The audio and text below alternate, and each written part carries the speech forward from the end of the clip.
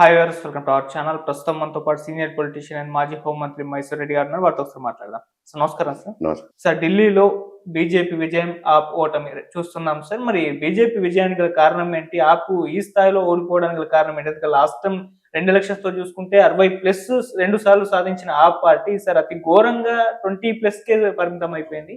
Major గా మన ఢిల్లీ ఫలితాలపైన మీ opinion ఏంటి సార్? ఇప్పుడు ఈ ఆప్ పార్టీ గతంలో రైట్ టు ఇన్ఫర్మేషన్ యాక్టివిటీగా ఉన్నాడు కేజ్రీవాల్ గారు. రైట్ టు ఇన్ఫర్మేషన్ యాక్టివిటీ ముఖ్య ఉద్దేశం ఏమిటంటే ప్రభుత్వ యంత్రాంగంలో ఉండే అవినీతి నిర్మూలన జరగాలని, అంటే అవినీతి తక్కువ జరగాలని, అవినీతి రహితంగా పరిపాలన జరగాలని, దానికోసం ఆయన రైట్ టు యాక్టివిస్ట్ అయినాడు. ఆయన ఇండియన్ రెవెన్యూ సర్వీస్కి ఎంపికైనాడు. డిప్యూటీ కమిషనర్గా కూడా పనిచేస్తున్నాడు. ఇంకా సర్వీస్ చాలా ఉండింది. అటువంటిది రాజీనామా చేసి ఈ యాక్టివిటీని టేకప్ చేశారు. ఆ కాలంలో నేను కూడా right to information bill introduce చేశాను. ప్రైవేట్ మెంబర్ బిల్లు ఇంట్రడ్యూస్ చేశాను. లక్కీలీ అడ్మిట్ అయింది. ఇది అడ్మిట్ అయినాక చర్చ కూడా జరిగింది. చర్చకు రామకృష్ణ గారే అప్పుడు ఫైనాన్స్ మినిస్టర్గా ఈ బిల్లును మేమే ప్రభుత్వం తెస్తాము కాబట్టి విత్డ్రా చేసుకోమన్నారు. అది ఆనవాయితీ. ఎందుకంటే ప్రభుత్వం బిల్లు తీసుకొస్తానని హామీ ఇచ్చినప్పుడు ప్రైవేట్ బిల్లు విత్డ్రా చేసుకుంటాం. ఎందుకంటే ప్రైవేట్ బిల్లు పాస్ కాదు కదా, ప్రభుత్వానికి మెజారిటీ ఉంటుంది కాబట్టి గౌరవంగా విత్డ్రా చేసుకున్నాము. ఆయన యాక్టివిస్టు కింద యాక్టివిటీ చేస్తూ హైదరాబాద్కి వచ్చారు. హైదరాబాద్కి వచ్చినప్పుడు ఆయన ఎవరు చెప్పారు, ఇట్లా మైసూర్ రెడ్డి గారు శాసనసభ్యుడు ఈ సేమ్ బిల్ ఇంట్రడ్యూస్ చేశారు అని. ఆయన బిల్ కావాలని నా దగ్గరికి వచ్చారు, ఒక ఎన్జిఓ ఆర్గనైజేషన్ నాయకుని పట్టుకొని. చిన్నప్పుడు ఇచ్చాను. మీరు ఎట్లా అని అంటే, నేను కూడా అవినీతి నిర్మూలన జరగాలనే ముఖ్య ఉద్దేశంతోనే ఈ బిల్లు పెట్టాను, ప్రభుత్వమే తీసుకొస్తానది కాబట్టి విత్డ్రా చేసుకున్నాను అన్నాడు. అప్పటి నుంచి నాతో కాంటాక్ట్లో ఉన్నారు. నేను తర్వాత తెలుగుదేశంలో చేరడము, రాజ్యసభ మెంబర్ కూడా ఆయన. అప్పుడు ఆయన ఫుల్ స్టేజ్లో ఉన్నాడు, రైట్ యాక్టివిస్ట్ స్టేజ్లో యాక్టివిటీలో. అప్పుడే నేను రాజ్యసభ మెంబర్గా ఉన్నప్పుడే అన్నా హజారే మూమెంట్ అని ఢిల్లీలో పెద్ద ఉద్యమం కూడా చేశారు. అన్నా హజారే గారిని పిలిపించుకొచ్చి కూర్చోబెట్టి అప్పుడు నా ఇంటినే ఆఫీస్గా వాళ్ళ ఆఫీస్గా కూడా వాడుకున్నారు. సరే, అంత దగ్గరగా ఉన్నారు. తర్వాత నా టర్మ్ అయిపోయింది, ఆప్ నిలబడింది. అప్పుడు గెలిచి ఓడిపోయినా, మళ్ళా పడిపోయింది ప్రభుత్వం. వెంటనే నాకు టర్మ్ అయిపోయింది, నేను వచ్చేసినాను. మళ్ళా ఎన్నికలు జరిగినప్పుడు 60 సీట్లతో ఒక మారు ఎన్నికైనాడు. అప్పుడు హై స్కూల్స్ డెవలప్ చేయడం, స్కూళ్ళు డెవలప్ చేయడం అయితేనేమి,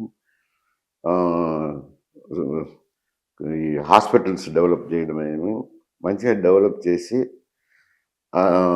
అవినీతి రహితంగా పరిపాలన సాగించిన దానివల్ల మంచి పేరు వచ్చింది. ఫస్ట్ టర్మ్లో మంచి పేరు వచ్చింది. మళ్ళీ తర్వాత నేను కూడా కాంటాక్ట్ పోయింది రండి, ఎందుకంటే అక్కడి నుంచి వచ్చేసినాను, నేను ఢిల్లీకి వెళ్ళటం లేదు. రెండో మారు మళ్ళీ ప్రభుత్వంలోకి వచ్చినప్పుడు అటువంటి మెజారిటీనే వచ్చింది. మొదట చేసిన పనుల వల్ల ఆయనకు రెండో మారు కూడా, మూడో మారు అనుకోండి యాక్చువల్గా అయితే, మొదటి టర్మ్గా తీసుకోలేం కాబట్టి 2 మార్లు వచ్చినప్పుడు ఈ లిక్కర్ స్కామ్ అంటుకునేది ఆయనకు. ఎందుకంటే ఆయన కూడా పార్టీని విస్తరించాలని ఈ హర్యానాలో అయితేనేమి, రాజస్థాన్లో అయితేనేమి, గుజరాత్లో అయితేనేమి, మహారాష్ట్రలో అయితేనేమి కంటెస్ట్ చేశారు. ఆప్ అభ్యర్థులు నిలబెట్టారు. ఈ అభ్యర్థులు నిలబడిన ఎక్కడైనా కానీ ఈ ధన ప్రవాహం అనేది వచ్చింది. ఎంతో కొంత ఖర్చు అవుతుంది కదా. ఆంధ్రప్రదేశ్, తెలంగాణ అంటే అది వేరు సమస్య, అక్కడ కూడా కొంత ఖర్చు అవుతుంది కాబట్టి దాని నిధుల కోసం ఈ లిక్కర్ స్కామ్లో పాలసీ మేకింగ్లో కవిత గారు డబ్బులు అందించడము, పాలసీ మేకింగ్ విధానంగా ఉండాలని చెప్పడము, అందులో ఇరుక్కపోయినారు. అది ప్రూవ్ అయ్యి అప్పుడు డిప్యూటీ చీఫ్ మినిస్టర్గా ఉండే మనీష్ సిసోడియా కూడా దాదాపు 18 మాసాలు అండర్ ట్రయల్ ప్రిజనర్గా ఉండాల్సింది వచ్చింది. ఈయన కూడా ముఖ్యమంత్రిగా ఉన్న ఆయన్ని కూడా అరెస్ట్ చేశారు. ఈయన కూడా జైల్లో ఉన్నాడు. అప్పుడు నితీష్ అని తాత్కాలిక చీఫ్ మినిస్టర్ని కూడా పెట్టారు. ఇప్పుడు అందరు నాయకులు ఓడిపోయినారు. మనీష్ సిసోడియా, కేజ్రీవాలా, ఉమ్, మొత్తం ఆప్ నాయకులంతా ఓడిపోయినా ఒక అతిశి మాత్రం అవును.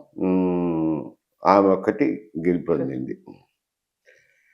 సరే, ఎందుకు ఈ ఫలితాలు వచ్చినాయనంటే ఉమ్, తెల్ల షర్ట్ వేసుకుండా కొంచెం చిన్న మరకబడినాయని బాగా గుర్తింపుగా కనపడుతుంది. అవును, అదే నల్ల షర్ట్ వేసినాను అనుకో, పెద్ద మరక కనపడదు. కనబడదు. ఆయన్ను నీతిపరుడుగా చూశారు, ఉమ్, అవినీతి రూపుమాపే వ్యక్తిగా చూశారు. చూసినప్పుడు ఈ మరక అనేది ఆయన కంటకొచ్చింది. ఉమ్, దానికి తోడు ఇది కాంగ్రెస్ పార్టీకి ఇప్పుడు ఒక సీటు కూడా రాలేదు. ఒకప్పుడు 3 టర్మ్స్ పరిపాలించారు ఢిల్లీని. అప్పుడే అభివృద్ధి కూడా బాగా జరిగింది అనుకోండి ఢిల్లీలో. కానీ మళ్ళీ తర్వాత ఆమ్ ఆద్మీ పార్టీ వచ్చినాక ఆమ్ ఆద్మీ వాళ్ళు ఉండి ఇప్పుడు బీజేపీ కూడా తొక్కపోయింది. ఇప్పుడు 3 పార్టీల మధ్య అయింది పోటీ. ఉమ్, ఈ హర్యానాలో ఏం చేశారు, కాంగ్రెస్ స్వయంకృత అపరాధం అంటాను. ఉమ్, అక్కడ కాంగ్రెస్ పార్టీ గెలుస్తాను అనే ధీమాతో కొన్ని సీట్లు అడిగారు. 10-11 సీట్లు అడిగారు. 7 వరకు ఇస్తామన్నారు. మధ్యలో ఎక్కడో రాజీ మాట్లాడి మంచిగా గౌరవం ఇచ్చి చేసుకొని ఎక్కడో రాజీ కుదుర్చుకోండొచ్చు. 2 సీట్లు అటే ఇటేముంది పెద్ద. వాళ్ళకి అతి విశ్వాసం అయిపోయింది. అక్కడున్న స్థానిక నాయకుడు భూపేందర్ సింగ్ కూడా ముఖ్యమంత్రి అవుతారు, నేను ఒక్కనే ముఖ్యమంత్రి అవుతా, ఎందుకు వీళ్ళంతా వీళ్ళతో పొత్తులు ఎందుకు అని ఆయన అత్యాశకు పోయి ఆ అలయన్స్ని చెడగొట్టినారు. ఆప్కు కాంగ్రెస్కు అలయన్స్ లేకుండా పోయింది హర్యానాలో. లేకుండా పోయేసరికి వాళ్ళు కూడా అన్ని చోట్ల అభ్యర్థులు పెట్టడంతో హర్యానాలో 1000 ఓట్లతోనూ 2000 ఓట్లతోనూ దాదాపు 25 మంది 30 మంది కాంగ్రెస్ ప్రతినిధులు ఓడిపోయారు. అక్కడ బీజేపీ కైవసం చేసుకునేది. వీళ్ళిద్దరు మధ్య ఓట్లు చీలడంతో బీజేపీ లాభం చెందింది. సేమ్ ఇక్కడ కూడా కాంగ్రెస్ పార్టీ పోటీ పెట్టినారు. 1 సీటు రాలేదనుకోండి, ఏదో కొన్ని వేల ఓట్లు ఈ ఆప్కు రావాల్సినవి వాళ్ళ పోయినాయి. ఇద్దరు కలిసి చేసుకొని ఉంటే ఇద్దరికి ఓటు ట్రాన్స్ఫర్ అయ్యేది, ఓట్లు చీలిండకపోయిండొచ్చు. ఇటువంటి దారుణమైన ఫలితం వచ్చి ఉండదు. బీజేపీకి ఇబ్బందికర పరిస్థితులు. ఎప్పుడైతే వీళ్ళిద్దరూ పోటీ పడడంతో 2000 కానీ 3000 కానీ కాంగ్రెస్ అభ్యర్థులు తీర్చినారు, అటువంటి మెజారిటీతోనే వీళ్ళు ఓడిపోవడం కూడా జరిగింది ఆ అభ్యర్థులు. అది వాళ్ళ ఇద్దరిది స్వయంకృత అపరాధమే అని అంటాను. వాళ్ళు హర్యానాలో దెబ్బతినిపోయినారు, వీళ్ళు ఢిల్లీలో దెబ్బతిన్నారు. ఇద్దరు అలయన్స్ లో ఉండింటే ఆడ వచ్చిండు, ఈడ వచ్చిండు. ఈ లిక్కర్ స్కామ్ అయితేనేమి, ఈ ఓట్లు చీలడం వల్ల అయితేనేమి బీజేపీ లాభపడింది. ఓకే సార్, ఇక్కడ అన్నా హజారే గారి కామెంట్స్ కూడా తీసుకోవచ్చా సార్? అంటే అంతకుముందు వాళ్ళిద్దరూ కలిసి ఉద్యమాలు చేశారు, ఆ కోవ నుంచే కేజ్రీవాల్ గారు వచ్చారు. ఇప్పుడు ఈయన అన్నా హజారే గారు ఆయన కాంటిగా మాట్లాడారు, అంటే అధికార దాహంతో ఓటమి చవి చూశారని చెప్పేసి ఇప్పుడు కామెంట్ చేశారు. అంతకుముందు కూడా పలుమార్లు విమర్శించారు, అంటే ఢిల్లీ లిక్కర్ స్కామ్ లో అరెస్ట్ అయినప్పుడు. ఆ కామెంట్స్ కూడా మనం చూసుకోవచ్చా సార్ ఈ ఓటమి కల కారణం? అదే ఆయన అన్నా హజారే అంటే ఆయన అవినీతి పారదోలనే వీరికి సహకరించినారు. ఆయన కూడా వచ్చి కూర్చోవడం జరిగింది, నిరసన ప్రకటించడం జరిగింది. వీళ్ళు దారి తప్పి ఎప్పుడైతే ఈ లిక్కర్ స్కామ్ లో ఇన్వాల్వ్ అయినారో ఆయన హతాశుడైపోయి, ఏంది ఇటువంటి వ్యక్తి కానీ నేను పోయి నిరసన రీతిలో పాల్గొనేదని ఆ ఉక్రోషంతో వీళ్ళని విమర్శిస్తారు కదా, తప్పదు కదా ఎవరైనా. అది ఎంతో కొంత ప్రభావం చూపుతుంది కదా వీళ్ళ క్యారెక్టర్ మీద ప్రభావం. ఓట్లు టర్న్ అయినాయా లేదా అంటే చెప్పలేను, కానీ క్యారెక్టర్ మీద ప్రభావం చూపుతుంది కదా. అందులోనూ బీజేపీ ఇంకొక విషయం మన బడ్జెట్లో చూసింటారు, 12 లక్షల ఆదాయం ఉన్న వారికి ఇన్కమ్ ట్యాక్స్ లేదని జీరో చేశారు ఇన్కమ్ ట్యాక్స్. అది అక్కడ ఎంప్లాయీస్ ఎక్కువ ఉంటారు, ఢిల్లీలో ఎంప్లాయీస్ ఎక్కువ ఉంటారు కాబట్టి 12 లక్షల ఆదాయం అనేసరికి వాళ్ళందరూ బెనిఫిట్ పొందినారు. మధ్యతరగతి వాళ్ళంతా, వాళ్ళందరూ కూడా ఓటర్స్ అయిపోయినారు. అది కూడా ఒక కారణము బీజేపీకి అనుకూలంగా రావడానికి. 12 లక్షల బడ్జెట్లో ఇన్కమ్ ట్యాక్స్ రిలాక్సేషన్ పెట్టడం కూడా బీజేపీకి లాభం చేకూరింది. అదొకటి. కాంగ్రెస్ కొంత ఓట్లు చేర్చడం ఒకటి, ఉమ్. అవినీతి మరక అంటుకోవడం ఒకటి, 3 కారణాలు. ఇటు చంద్రబాబు నాయుడు గారు ఢిల్లీలో ప్రచారం చేయడం కూడా చూసాం సార్. అంతకుముందు పవన్ కళ్యాణ్ గారు మహారాష్ట్రలో చేశారు. అక్కడ మహారాష్ట్రలో బెనిఫిట్ అయిపోయింది పవన్ కళ్యాణ్ గారి ప్రచారం ద్వారా అని అన్నారు. ఆయన వల్లే గెలిచిందని కూడా ఒక కామెంట్ వినిపించింది. ఇప్పుడు చంద్రబాబు నాయుడు గారు ఢిల్లీలో ప్రచారం చేయడం వల్ల అది హెల్ప్ అయిందా? అది కూడా బీజేపీ గెలుపు కారణమైంది అనుకోవచ్చు సార్. మీరేం చెప్తారు సార్? అట్లా కాదు.